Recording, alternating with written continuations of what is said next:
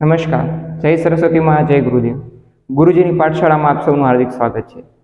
આ વિડીયોમાં અંત સુધી બનાવી રહેજો, કારણ કે આજનો આવનારા બોર્ડની પરીક્ષા માટે આઈએમપી દાખલાઓ જે છે એની રીતે આજે તમને શીખવાડી રહ્યો છે. એમાં છે આઈએમપી રીતે આપણે શૂન્ય શોધો, બહુપદીના શૂન્ય કેવી રીતે શોધવાના છે તે આપણે જોવાના છે. તો પહેલા આપણે એક રકમ જોઈએ અને ઉદાહરણ દ્વારા એની આખી રકમ દ્વારા સમજૂતી મેળવી. આપણે સ્વાધ્યાયના જ એક દાખલાની રકમ લીધી, જેથી કરીને તમને પ્રેક્ટિસ વધારે થતી રહે.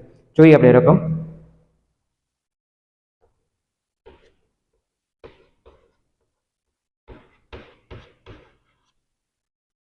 x ની 2 ઘાત -2x -8.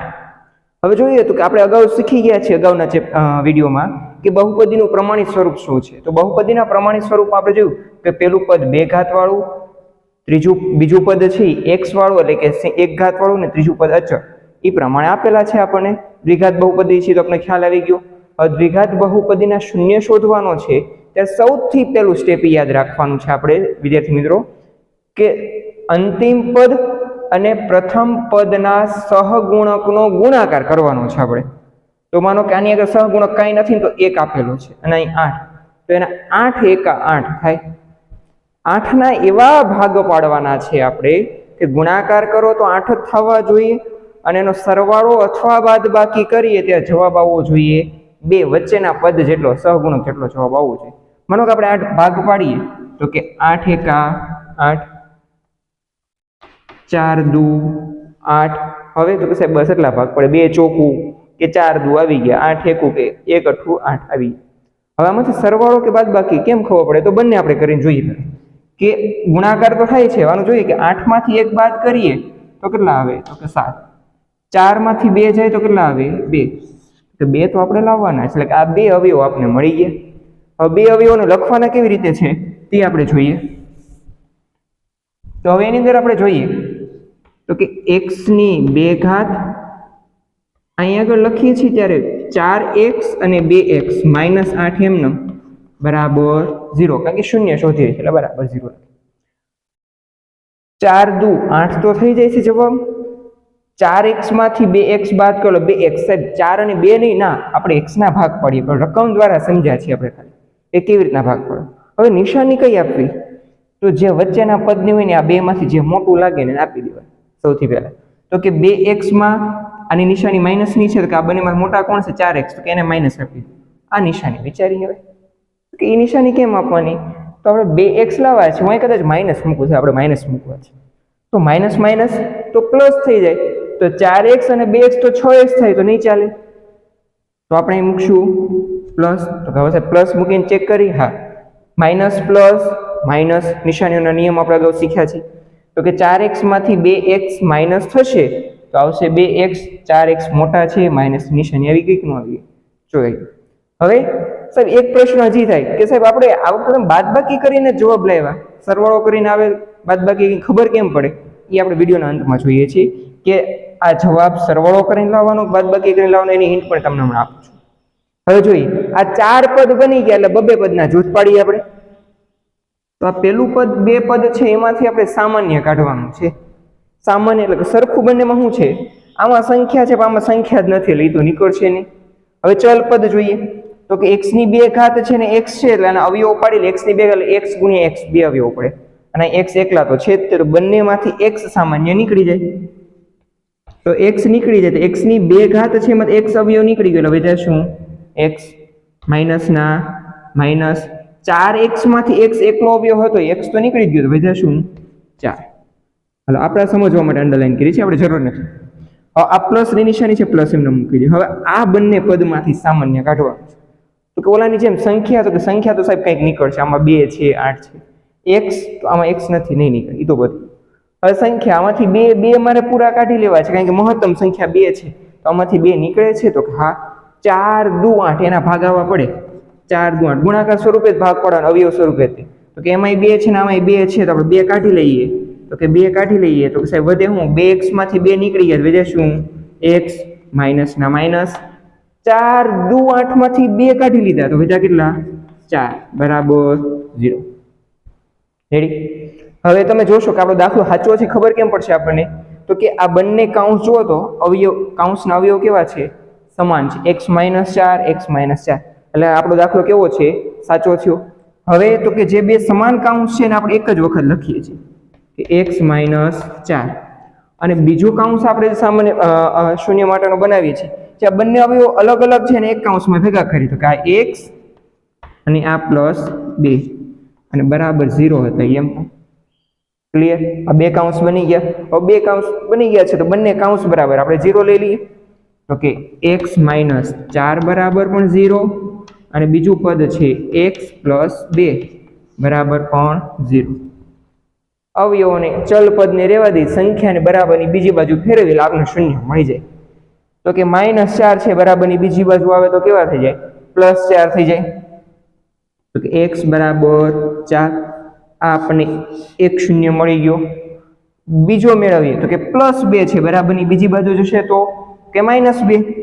તો કે x બરાબર -2 આપણે નિયમો શીખ્યા છીએ બંને બાજુ ગુણવાન બાદ કરવાન પ્લસ કરવા માઇનસ કરવા આપણે શોર્ટકટ રીત પ્લસ છે બરાબરની બીજી બાજુ જાય તો માઇનસ થાય આ બાજુ કદાચ પદ ગુણાકારમાં હોત બરાબરની બીજી બાજુ જાય તો ભાગાકારમાં હોત તો ગુણાકારમાં પ્લસમાં હોત તો માઇનસ માઇનસ હોત તો પ્લસ શોર્ટકટ રીતથી આપણે યાદ રાખીએ x બરાબર એના બે શૂન્ય મળ્યા આપણે દ્વિઘાત બહુપદીના બે શૂન્ય આપણે હંમેશા મળશે તો પેલો મળ્યા છે x બરાબર 4 અને x બરાબર -2 આ બંને શૂન્યો છે એને આપણે કહી શકીએ એક આલ્ફા બરાબર મળી ગયા આપણને 4 અને બીટા બરાબર મળી ગયા આપણને -2 એટલે આલ્ફા અને બીટા એ આપણે આગલા વિડીયોમાં જોઈ ગયા છે કે શું છે એના બંને શૂન્ય કે આલ્ફા એટલે 4 અને બીટા બરાબર -2 તો બંને એના શું મળી ગયા આપણને શૂન્ય મળી ગયા આલ્ફા અને બીટા શૂન્ય મળી જાય છે પછી હવે આપણે સહસંબંધ ચકાસવાનો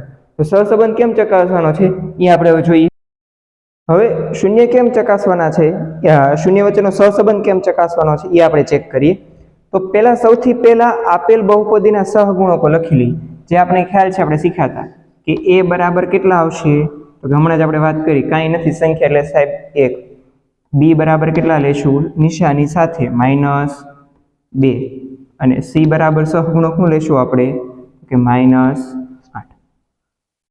હવે શૂન્યનો સરવાળા શોધવા માટેના બંને સૂત્ર લખીએ આપણે ટૂંક સ્વરૂપે લખીએ છીએ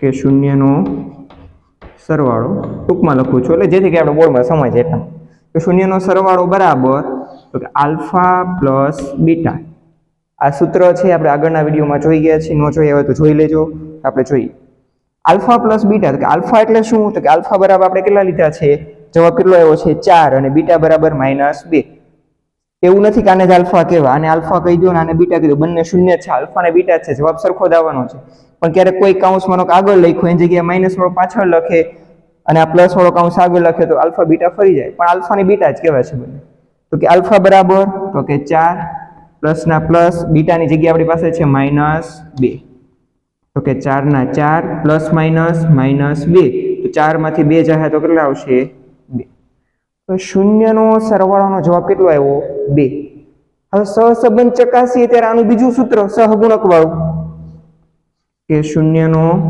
સરવાળો બરાબર તો કે -b ના છેદમાં a તો કે -b તો કે માઇનસ તો સૂત્રના છે એટલે મૂકવાના જ છે અને b ની જગ્યાએ શું છે ઓલરેડી -2 એટલે એને મૂકશું કાઉન્સમાં -2 છેદમાં a બરાબર કેટલા મૂકીએ છીએ 1 તો આપણે ખબર છે કે દરેક સંખ્યાના છેદમાં કાંઈ ન હોય 1 તો હોય તો 1 આપણે લખવાની જરૂર નથી તો કે માઇનસ માઇનસ પ્લસ થઈ ગયા પ્લસની નિશાની નહીં લખીએ તો વધ્યા કેટલા 2 છેદમાં 1 લખવાની જરૂર નથી તો આપણે ચેક કરો તો બંનેનો જવાબ સમાન આવ્યો કે ન આવ્યો આ સહસંબંધ ચકાસ્યો શૂન્યના સરવાળાનો હવે ચકાસવાનો છે શૂન્યનો ગુણાકાર તો કે શૂન્યનો ગુણાકાર માટેનું સૂત્ર જોઈએ